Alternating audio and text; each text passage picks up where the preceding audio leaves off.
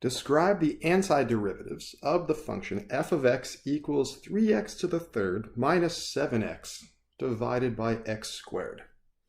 Now the first thing we notice is this word antiderivatives is plural. That's because there's multiple functions whose derivative is f of x. Actually, there's infinitely many. So remember, an antiderivative is some other function, we'll call it capital f of x, such that when we do this, when we take the derivative of this function,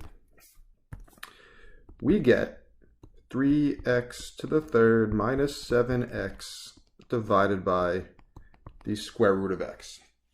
Okay, so just like when we're taking derivatives, when we're taking antiderivatives, it's always a good idea to try to simplify your function first before doing the calculus.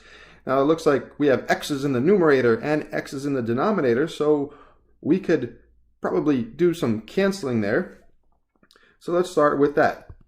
Let's look at our function f of x, and we could say that's 3x to the third over x to the 1/2 minus the 7x over x to the 1/2. And now we could cancel some of those x's.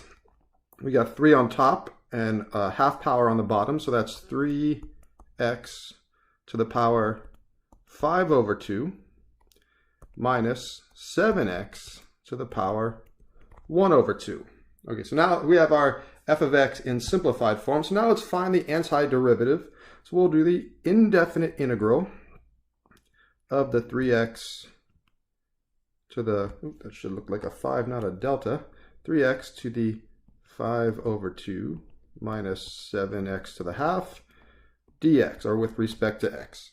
And we could use some properties of indefinite integrals to split this up term by term, and we could factor out the constants. So that first term could be 3 times the indefinite integral of x to the 5 over 2 dx. And we'll apply the power rule there. And then we have minus 7 times the indefinite integral of x to the 1/2 power dx. Okay, so applying the power rule for integrals, that first term becomes, well, we have a 3 out front, times, well, that'll be x, we add 1 to the power, so that's x to the 7 over 2 divided by 7 over 2. And then there's a plus c, plus a constant of integration. And this is, the plus c is why we have infinitely many antiderivatives. And then we'll have a minus 7 times, again, the power rule applied to x to the 1/2 power. So that'll be x to the 3/2 power, add 1 to the exponent, and then divide by that exponent. And again, plus c. So I guess we could call this c1 and c2. But those two constants we could combine into one constant of integration. All right, so we've found the antiderivative. So now let's simplify. So for this first term, it looks like when we divide by 7 over 2 or multiply by 2 over 7, we'll have 6 over 7 x to the power 7 over 2 minus, and we take the 7 divided by 3 over 2 or multiplied by 2/3, so that will be 14 over 3 out front, and we have x to the power